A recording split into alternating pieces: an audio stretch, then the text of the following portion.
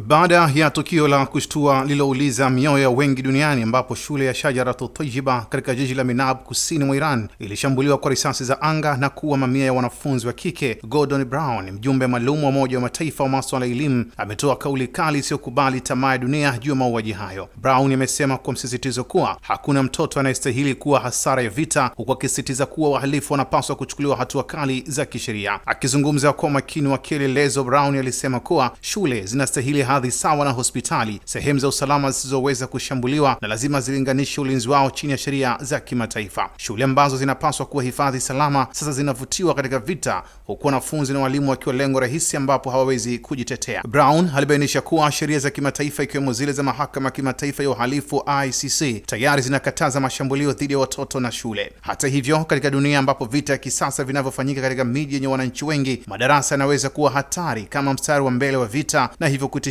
maisha raia wasio na hatia. Aidha, mjumbe huyo wa UN alitaka jamii ya kimataifa kuunda mahakama maalum ya kimataifa ya uhalifu dhidi ya watoto ili kuhakikisha wale wote wanaoshambulia shule, kuwatesa au kuwapanga watoto kuwa mitaa ya vita wanakabiliwa na hukumu ya kisheria. Brown alisisitiza hakutakuwa na sehemu ya kujificha kwa viongozi ambapo wanakubali mashambulio dhidi ya watoto. Hata hivyo, Brown aliwapa wito nchi wanachama wa Umoja wa Mataifa kuhakikisha utekelezaji wa masharti ya ufuatiliaji na kuripoti kwa watoto wanaohusika katika migogoro, huku akisisitiza kuwa uwajibikaji wa kisheria unapaswa kuwa sawa kwa wote, wale waliowapa ruhusa, waliowaagiza au waliokubali mashambulio dhidi ya watoto wasio na hatia. Kauli hii inatuma ujumbe thabiti: dunia haiwezi kuvumilia uhalifu dhidi ya watoto na haki itasimama bila ya shaka yote. Ikumbukwe siku kadhaa zilizopita nchini Iran, shambulizi lililolenga shule ya Shajaratu Tayyiba katika jiji la Minab limepelekea kuua mamia ya wanafunzi wa kike na walimu, tukio lilosababisha mshtuko mkubwa ndani na nje ya nchi.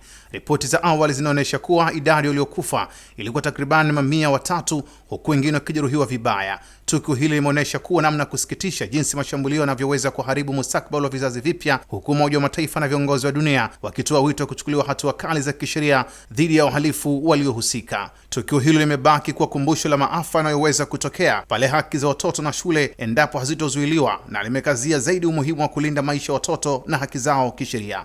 Abdullah Mashi, Kishki TV. Kishki TV, nuru ya dini yako.